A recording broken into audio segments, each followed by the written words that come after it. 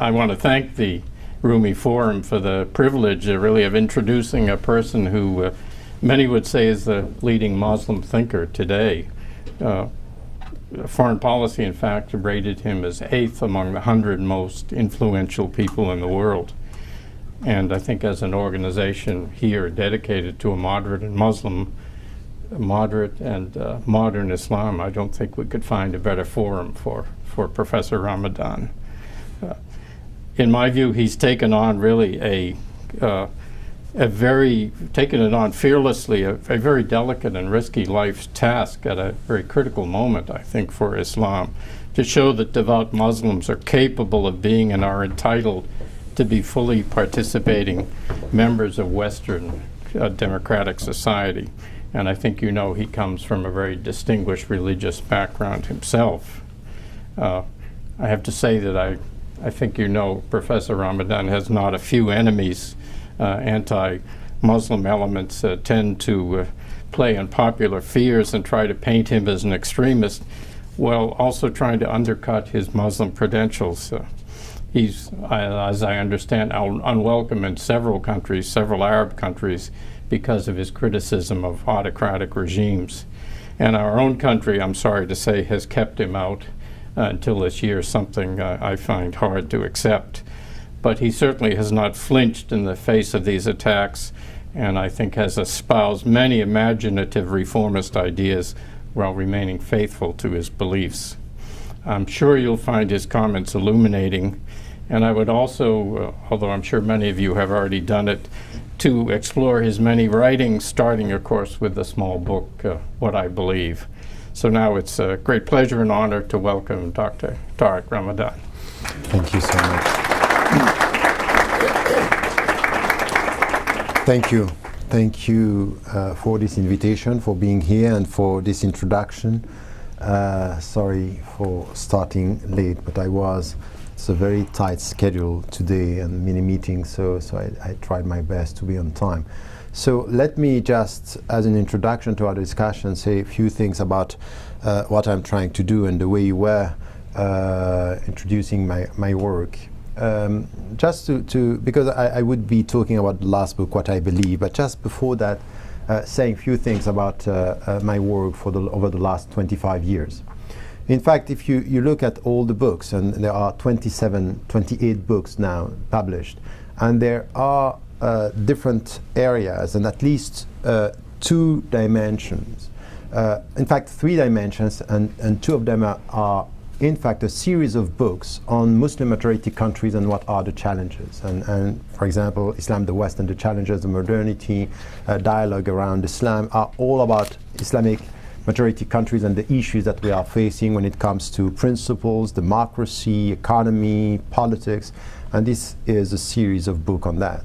There is another series of books on Western Muslims, and I started by writing beginning of the 90s, Muslims in Secular Society, to be a European Muslim, Western Muslims and the Future of Islam. And What I Believe is in fact a book summarizing some of my views on what is going on in Western countries. So these are 2 series of books, and then in between there are books on fiqh, Islamic law and jurisprudence, and usul al-fiqh, and the last one that I wrote on the very classical foundations of usul al-fiqh is Radical Reform, Islamic Ethics and Liberation, which is a book, in fact, which is not on the West or on Muslim majority countries, is really Muslims facing contemporary challenges when it comes to Islamic applied ethics, and understand that for me, I reached a limit talking about fiqh and Islamic law and jurisprudence, and saying it's high time to go to the fundamentals. It may be that our problem is not on adapting the fiqh, but it's really to think about the sources of fiqh in the way we are dealing with the contemporary issues in the West and in the Muslim majority countries. And these are common challenges. It's not something that is only in the West. It's really the way we deal with sciences, the way we deal with human sciences, exact sciences, and experimental sciences, but also anything which has to do with principles and models and objectives. It's really to think about al-maqasid, which is the objectives of Islamic law and jurisprudence. So this is where, you have the 3 dimensions. In Muslim majority countries, in the West, and in between the classical traditional foundations, and this is what I'm trying to do, and challenging and coming with a new framework when it comes to applied Islamic ethics, and challenging the classical understanding, but with one condition: I'm always speaking from within. So I'm always, you go for all my books with this, I always rooted in the Islamic tradition. I went through the classical Islamic education when I was in Egypt, and what we call not the universities that we have now, but the classical tradition, which is an ijazat, which is a scholar is telling you from now on you can teach, and you get the level of teaching in usul al-fiqh, in fiqh, in ulum al-Quran, ulum al-hadith, all these disciplines that I went through. This is for me to be rooted in the tradition, but also to be able to deal with the other part of my education, which was, of course, about Western philosophy, and I studied Western philosophy from, all the great philosophers, because this was the heart of my PhD, my first PhDs on philosophy, talking about Nietzsche as a historian of philosophy, and then I was comparing what he was saying about philosophers and what the great philosophers were saying themselves. So this comparative study. So this is the realm, and this is why I want you to understand this when it comes to the last book, which is What I Believe. And this book is coming from an experience which was in Italy. A publisher, which was one of the main publishers there, told me, look, your academic work, your books are too heavy, too thick, they're not read. So forget about this, write for us a small book, 40,000 words, not more, on the essence of your thought as a Western Muslim. And I said no for 3 months. I say, if the people don't want to read, that's okay. I'm going forward. And then I thought about it and said, he may be right, that I'm dealing with people who very often are Googling my name, they don't read the books, and always the same questions. And I can tell you that even after this book it's exactly the same, but that's the point is that I wrote that book for people in a hurry, not having time to read, and to come with chapters simple as to the way of speaking about things, but trying to be deep as to the substance of the challenges. And then it was really about Western Muslims and what are the main statements, what I'm standing for, and in which way I'm dealing with this reality in the West. Meaning by the West, the United States of America, Canada, Australia, and the European countries, saying we have specific challenges, but we also have common challenges. And then with this small book, it was really to deal with the challenges that we are facing and which kind of answer we can provide from within. By saying something which is quite important at the starting point of our discussion, now it's over. We should understand that Islam is an American religion, a European religion, a Western religion, and this is a fact. If you rely on facts and figures, this is the reality. Millions of Muslims are already Americans, they are Europeans, and we should stop connecting the discussion around Islam with immigration, with people coming from abroad. This is no longer the case. And it was not. For many Muslims, they were already here. For example, you go to Europe, and the people are speaking about immigrants when we speak about Islam in the West. In fact, they are obsessed with Western Europe. It's as if Eastern Europe is not there, while you have Muslims there for decades and centuries already there, and living as Muslims. We discovered them with what happened in Sarajevo, in Bosnia, and say, oh, they are Muslims, and this is the problem. But they were here, and say, when you listen to the Mufti of Sarajevo saying, don't tell me that I have to integrate. I'm a European, and I am a European, and we have been European for centuries. And it's exactly the same in the United States of America. When we always speak about immigrants, we are forgetting African American Muslims who have been here for centuries, and this 1/3 of the Muslim community in this country, they don't speak about integration. They are Americans, and the people who are looking at them as if they were coming from abroad are saying much more about their own perception than about historical facts. So this is where we have to start the discussion. This is the first statement, which is we are talking about us, Westerns and Americans and Europeans, and us together. And this is why I'm advocating in the book something which is a new we. A new we is to stop the us versus them, and to be able to come as us citizens coming with different backgrounds, different religions, different cultures, cultures of origin, but coming now as being now part of the same society with a common future. So this new we is building the future together, is challenging the present and transforming the future for the better. This is where we have to come together. But to do this, we have to come with a better understanding of some of the conditions to do this. And if we are serious about, yes, it's a new we are citizens and we are sharing this citizenship, there are things that are very important. First is really to be aware of the fact that our fellow citizens are scared of the new visibility of Muslims. And this is something which is very important for me.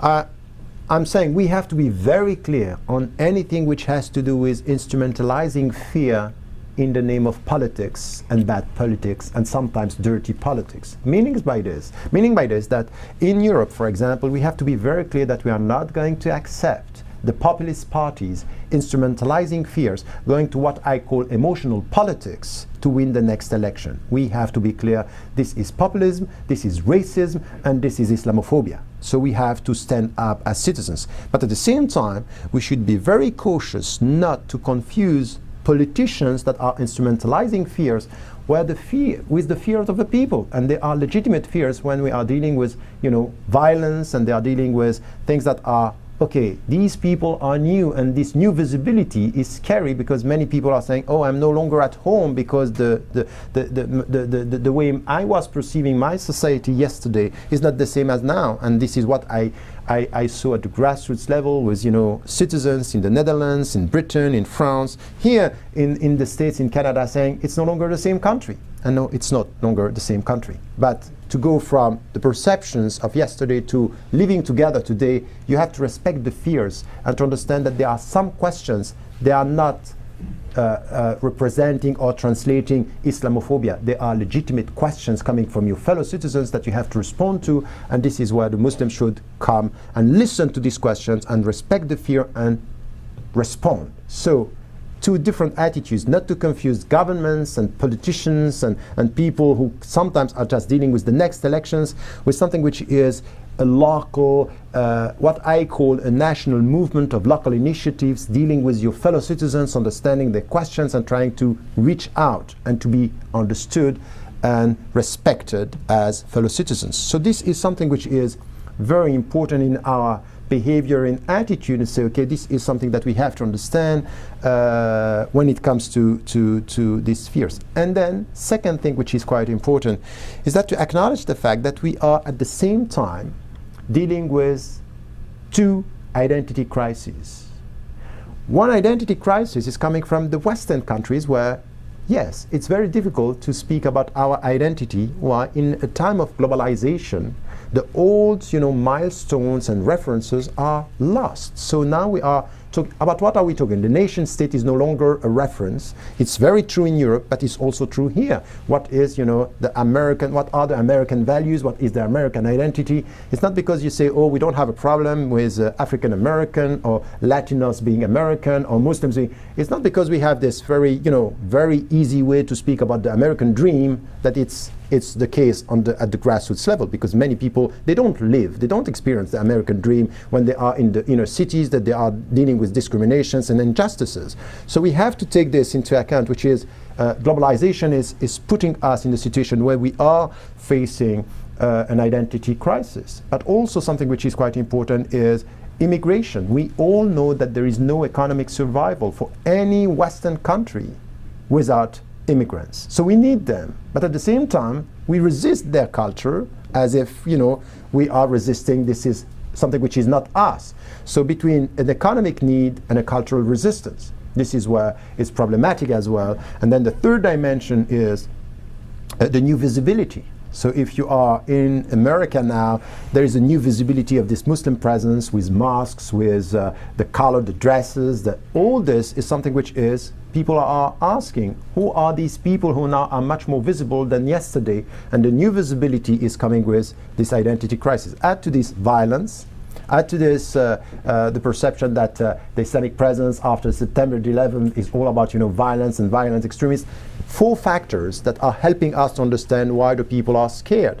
Now you come to the Muslim communities in the West, and you also have this identity crisis. Who are we? How do we remain Muslims?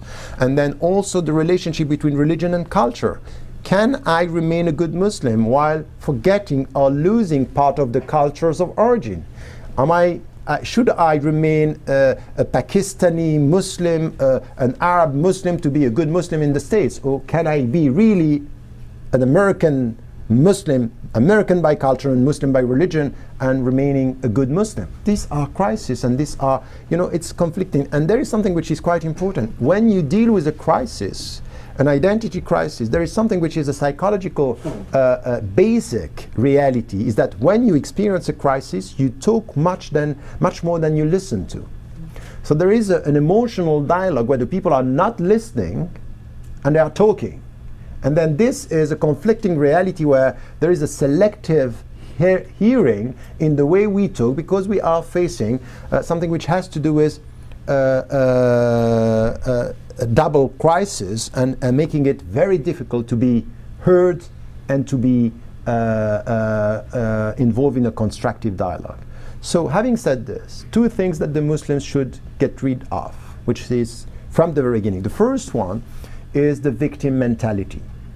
Victimhood is that, oh, we are the victims, you don't like Islam, you are discriminatory, or it's all about Islamophobia, we are not ready to listen to any criticisms, and this is it. This is, okay, we are the victims. No, we are, and we should become the subject of our history and not the object of criticism. So this is why we change our mentality, say, okay, no, this is, the situation is where we have to be involved in change this. So to be committed citizen and committed American citizen or Western citizen, and to stop nurturing this victim mentality. The second thing which is quite important is that when we speak about American Muslims, or when we speak about European Muslims or Muslim Europeans and Muslim Americans, what we are saying is that we are talking about citizenship. And there is nothing like minority citizenship. It's to stop putting yourself on the margin of the society. Oh, we are a minority and we are not involved in the society. We are not in the minority. As citizens, there is nothing like a minority citizenship. We are citizens, and more than that even, our discourse based on values and principles is conveying the majority message about justice, about equality, about freedom. It's not that we are coming with values that are in minority. No, when I'm talking, the way I'm talking, speak about, equal rights in the job market, equal, salary for women with the same competencies. This is the majority discourse that we need to have. So to stop with this, to get rid of this minority positioning in our discourse, because this is the way you build this us versus them.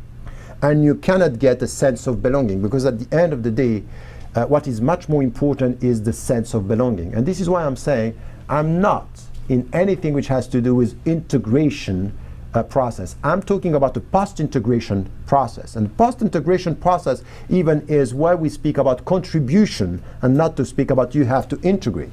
The great majority, for 1/3 first, they don't want us to speak about integration. They are here. This is their country. So what are we going to integrate to? This is our country for centuries. This is one. The second, for the young generations, they are already integrated and they are Americans. So to stop to talking about integration, and what I'm putting in the text is something which is simple, is the success of integration is to stop talking about integration. If you still speak about integration, it means that it's us, them, the host country. I'm sorry. I'm not in a host country, I'm at home. So this is where we have to come with this understanding. To do this, and let me end with this, there are conditions as well. And this is why I'm saying, if you look at what is going on around the Western countries, the Muslims are getting the 3 L's that are necessary to be now citizens and to be involved. The first L, they abide by the law of the country. Law, it's important. Second, they speak the language of the country, because you cannot be a free citizen if you don't speak the language of the country. And look at the American Muslims, look at the European Muslims, they speak the language of their respective country, and this is now done for the second and third generation. And they are loyal to their country. And this is something which is important. Loyal to the country means that I want the best. I want a better future for my country. But it doesn't mean that I'm not critical. The true loyalty for a citizen is to be critically loyal, is to say to my government, I accept and I agree, I'm supporting you when you're right, but my duty as a citizen is to be critical when I think you are wrong, because this is citizenship, is to be able to say, I am very much an American when I am supporting, for example, the American government going for the health issue in this country, but I'm also an American by saying, to go to kill Iraqi people is wrong. This critical take is making me an American and should not be questioned in the name of my loyalty. You know, this Bush administration statement, you are with us or against us, with them or against them, and my answer to this, I'm against you and against them. Because I think they are both wrong, or the people who are, you know, the violent extremists, they were wrong, and your policy is wrong. So I'm taking this position out of consistency with my values. So these are the 3 L's, and if you look at facts and figures, this is now happening. We have to carry on this. It's quite important to go to that third dimension of critical loyalty to get a sense of belonging. But still, within the Muslim communities, we have to nurture this sense of belonging by, and this is what I call the 7 C's that are very important. The first one is confidence, because what I'm dealing with within the Muslim communities in the West is much more a psychological crisis than things that has to do with legal issues. The Muslims, they don't have legal issues. It's really a sense of confidence that, okay, this is my quest, these are my values, and I have something to add to this country and as an ethical contribution, as a spiritual contribution. Spiritual contribution is essential. If I have a role, a constructive role to play, is to share with my fellow citizens the quest for meaning and what are my answers from a spiritual viewpoint. Confidence is important. Second one which is important is consistency, and this is why as a Muslim it's very important. لِتَكُونُوا شُهَدَاءَ عَلَى النَّاسِ, as it is said in the Quran, for you to be a witness to your message before people is a way to be consistent. You have values, try to be consistent. So consistency is something which is very important. So it's critical thinking as well, because consistency is pushing you to assess what you are doing in the scale of your principles, and on the scale of your principles, and to try to understand this. The third one is about communication. Communication is to communicate, to reach out, to talk to the people, and to be. Communication is much more about listening first and talking after, and not to talk and not to listen. So this communication process is quite important. The third one, which is for me also very important here, is about contribution. It's you are what you give. You are the added value, and you can give into to your society. The fifth one, I'm also very much dealing with this, because I really think that if you feel that you are at home in the States or in Europe, you have to be creative.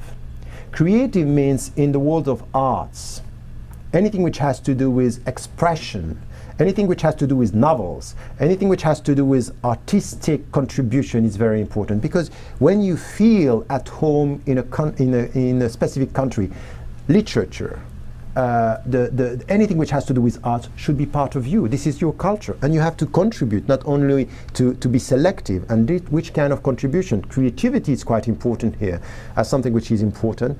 The third one, the sixth one is about a very important thing, which is to contest, the right to contest, the right to say, I don't agree. Why is it important? Because many of the Muslims today, they think that to be accepted in your society, just you have to be the yes, yes man. I say, yes, yes, that's okay, I agree. And to please the people, no, you have to say, no, in the name of my principles, I disagree. And my contribution is to be critical, as I said. So this is something which is the sixth thing. And the last one is something that we have to learn again, which is compassion. Compassion, this intellectual empathy within the community as well as outside, is something which has to do with your heart, something which has to do with your intelligence, is to understand from where the people are talking, the way they are thinking. Intellectual empathy, it's not pity, it's not only forgiveness, it's all together. It's intellectual understanding, decenter yourself from your own point of reference, to listen to the people, and to understand as the first steps to forgive as the first step to listen to and to accept and to listen to as a step to live together. So these are all things that I think that we have to promote. I'm trying to do this in the book, what I believe, and also saying that when you are sitting here, say, that's all fine. What a positive message. but still this message has some enemies. Some people are saying, no, it's not going to work like this. And I think that we have to face this. It's not because you are spreading around positive words that you are not going to have people, they want us to go throughout this us versus them. They are thinking that religious involvement by definition is patriarchal, or by definition is homophobic, for example, or by definition religious commitment is problematic. We have people, and we also have people, they are now, for example, promoting atheism as something which is an ideology. What we got, for example, God is not great, saying religions by definition is a problem, and saying Islam is bringing back religion in our civil society, and this is a problem. So we have people who are advocating things, and we have to face this, being aware that it's a positive message, but we shouldn't be naive. We have to come with a very deep critical understanding of what are the challenges and to work together. And this working together is, look at this room, you may be Muslim, you may be not Muslim, you may be atheist, you may be Christian, you may be Jew, Buddhist, Hindu. At the end of the day, these values are ours. And this is why we have to work together. The new we is, in the name of our common values, let us come from accept that we are coming from different roots, but we have a common future. Thank you.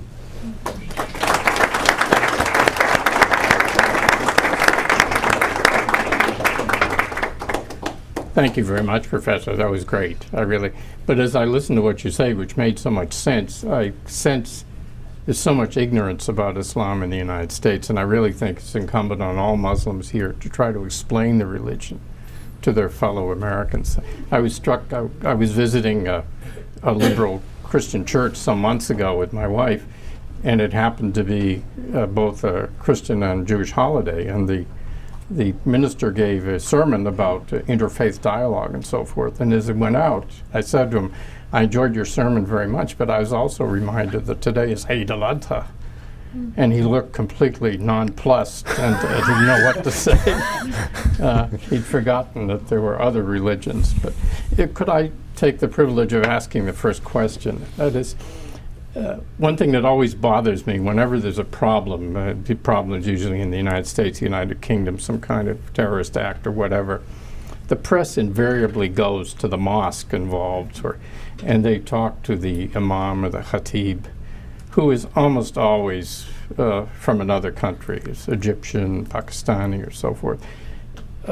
Has the West reached the point where it could have its own kind, if you will, kind of Muslim seminaries, that it could educate its own imams and khatibs? I think this would really help to overcome the sense of otherness when people listen to these stories and the imam is an Egyptian, for example. Then they think these people must all be foreigners, or is it Pakistani or whatever. Is there any movement in Europe, especially, or in the United States, to start training religious people from the population?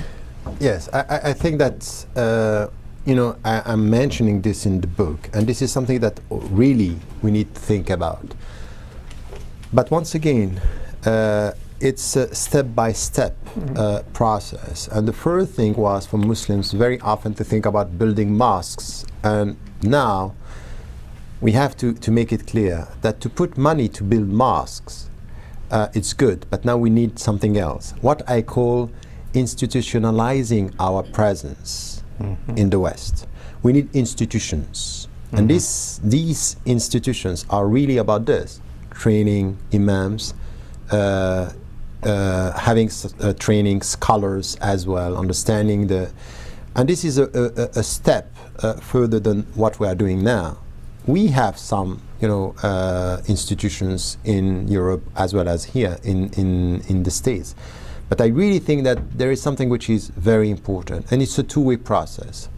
First, for any Western government to understand that they can facilitate the process, but they cannot control it. You cannot just, decide who is the good Muslims, or who are the good Muslims, or who is the good institution.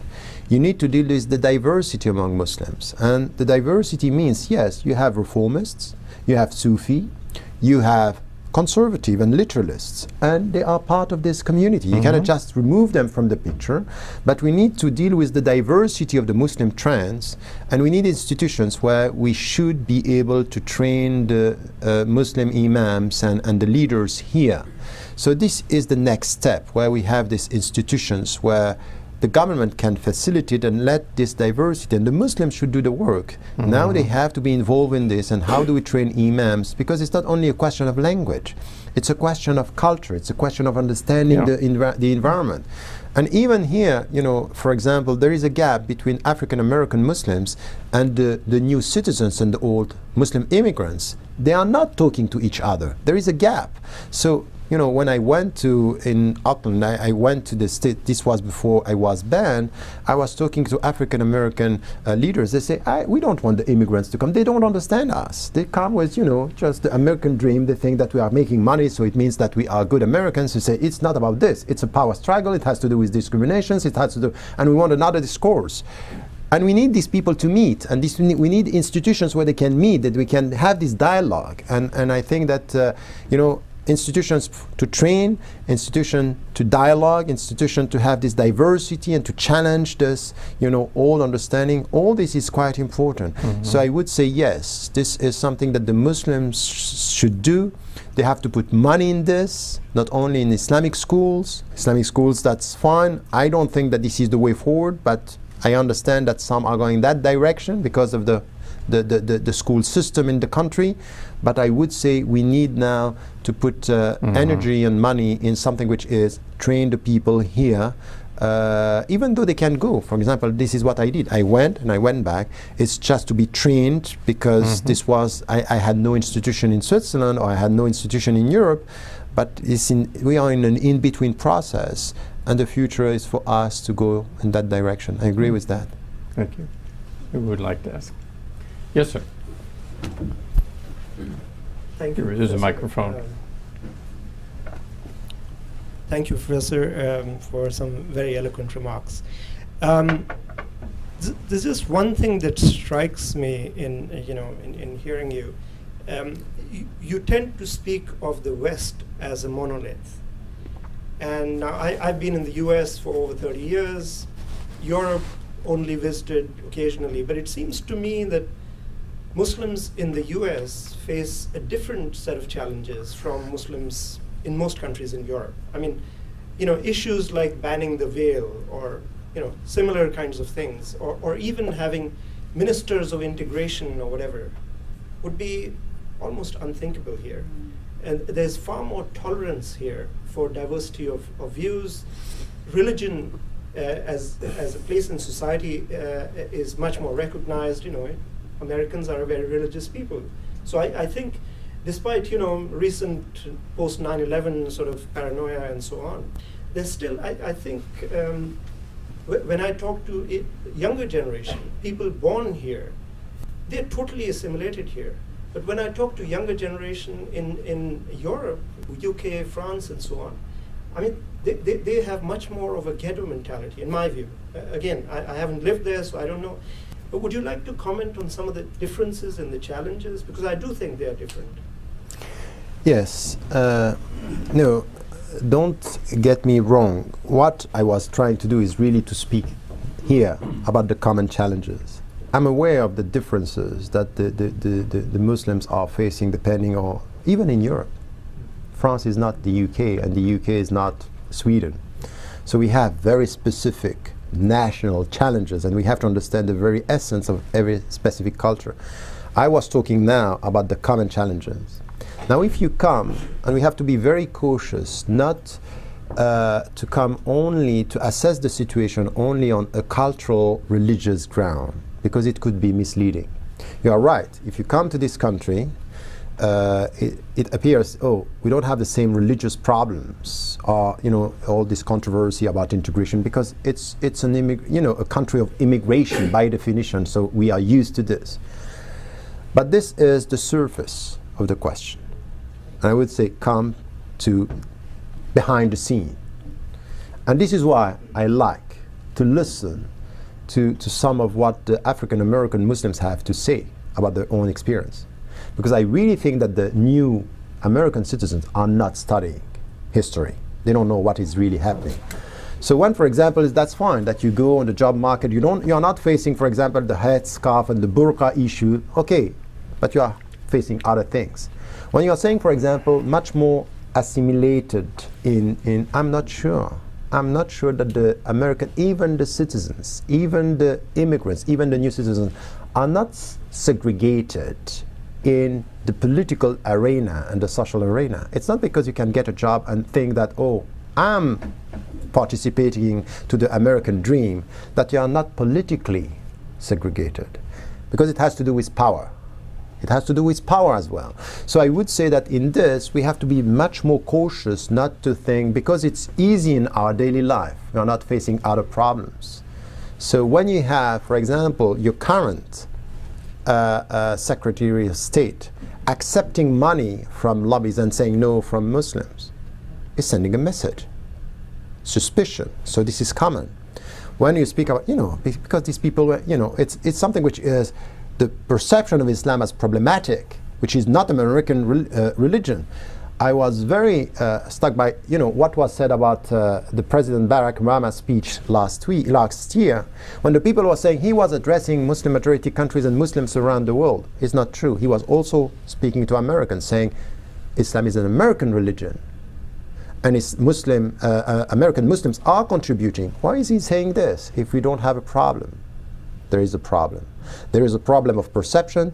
There is a problem of this otherness. It's still, not an American religion. And then it's a problem of power. And it's also something which is, I'm sorry, the Muslims in America were for a long time still connected to foreign policies, much more than domestic policy. That if you are truly American, you have to care about health. You have to care about the educational system. Where are these Muslims that you are talking about? It's still in between. So I would say yes for some of the differences, and once again the very general statement is the Muslims in Europe are coming from a very modest background and not the immigrants here. This is just the overall picture. If you come to the deep questions, I can tell you that all the young Muslims that I have met in the States, and I have been following what was happening. I came 30 times the 4 years before I was banned, and then I was following. I can tell you that the young Muslims, they are facing some of the problems when it comes. So it could be easier to have some jobs and that's fine, but the symbols are not saying something, are not representing the true reality of the grassroots level movements. And I think that we have to be very cautious about not coming, oh, it's easier, we don't have these problems. You may not have the same problems, but we have deep problems. Let me try the other side of the room. Yes. Hi. Okay, first of all, I'd like to tell you that it's an honor actually to be here with you. I'm just used to seeing you on YouTube debate on the French television with Zemmour. And anyway, so my brother couldn't make it today, and he had a question for you. The question is, he feels that Muslims sometimes don't understand Islam, and that they confuse between hadith, sunnah, and traditions. And if you can explain that. I agree with, so it's a question by proxy, I agree with your brother when he's saying that yes, Muslims have a problem with their understanding of Islam. That of course, I think that this is what I'm saying, I'm referring to when I'm speaking about our critical thinking and how we have to come back to this. And many of my books are dealing with this. Now, it's not only with hadith or the prophetic traditions or the sayings of the Prophet, peace be upon him, that we have a problem. We even have a problem with the Quran, the way that we have to understand that some of the principles in the Quran are immutable when we speak about praying, when we speak about fasting, but some other things have to be contextualized and understand. So this is something which is what we must do as leaders, as institutions, is to train the Muslims to have a better understanding of Islam. That's completely true when it comes also with, putting secondary issues as if they were primary issues. And this is something which has to do with psychology. When, for example, you are under pressure and the people are targeting your visibility, you tend to protect yourself by putting at the forefront something which is in fact a secondary thing in your religion, and not to understand that the very meaning of Islam is all about meaning and spirituality and to be consistent in your way of life. So this is what why I'm saying don't remain the object of their perception, but the subject of your destiny, the subject of your history. Just try to build this and understand, and this could be done only through this, with this confidence and this knowledge, which is quite important. But it's where we have to do the job as Muslims. But there is two things which are quite important. Knowledge and confidence are important, and also to be able to say for all the Muslims that we are not here to please our fellow citizens. We are here to be consistent. And to be consistent means that I should accept that some of my fellow brothers and sisters in Islam are not sharing my views, and they can go for more conservative, more literalist. I should not just straight away, to please the people, just put them in something which is, oh, they are all extremists. So we have to be very cautious. There are things that are not acceptable according to Islam, and we have to condemn them. What I said, for example, after September 11 in this country is that only non-Islamic is anti-Islamic. This is something which is against my religion and my principles. So I should be able to say this, but I should also be able to say that there are many interpretations, that the road of Islam is wide, the way of walking on these roads are different, and that we have to accept this. This is part of our understanding. So I may disagree with literalists. I disagree with literalists. For example, people who are saying that the burqa or the niqab is Islamic. I say it's not for me an Islamic prescription. But I have Muslims saying it is an Islamic prescription. So I have to deal with them on a critical discussion, and not in order to just to be accepted, to put them outside the realm of Islam in a very, very quick way. I think this is not helping the internal debate among Muslims. I think that this is our responsibility to say, I may have one interpretation, but there are many others. Mm-hmm. Thank you. Yes, sir. Yeah. Hello, Tariq. I'm David Smock from the U.S. Institute of Peace. I think probably everybody in this room has been deeply pained by the fact that you were banned from this country for so long. You have every reason to have deep bitterness toward this country because of how you were treated, and yet I don't see any evidence of bitterness in your comments. But I wonder if you have any reflections on this banning and the way you were treated that you want to share with us. So let me let me start with something which is much more important to me than this, because David is here, and from the very beginning when I was banned, he was one of those who were supportive and just sent me straight away an email and showing his support and respect. And for that, you were one of these people in this country helping me not to confuse between a specific administration and Americans. And this helped me a lot, because I understood that, you know, it was a silly decision, it was wrong, and from the very beginning you tried your best with others to support me and to say something should be done. And then after the whole story, for me it's really important to say this story is over. It's as much over as the Bush administration is over. So I knew that the Bush administration was not going to stay or to last for, you know, for eternity, and that this was coming to an end.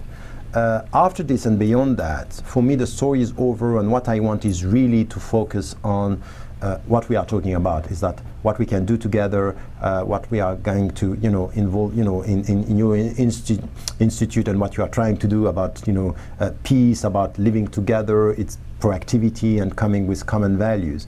So I'm not going to be distracted from my vision and my objectives by an administration that lasted 8 years and now it's over. What I want really is to help this administration to deliver beyond the good speech in June last year, It's just now to deliver. It's to come to practical things and to work together. So I'm just looking at the future, and the past is the past, and you help me to understand that we can together do something for a better future. If you look at the names of people who've been banned from the United States for the last 50 years, you find you were part of a very distinguished company.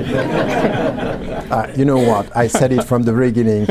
To be banned from this country by the Bush administration was much more an honor than a dishonor for me. And then to come back under this administration is something which, for me, it's a hope. Do we have time for? We don't, unfortunately. Oh, unfortunately, I'm sorry. 5 o'clock. Thank you very much, Professor.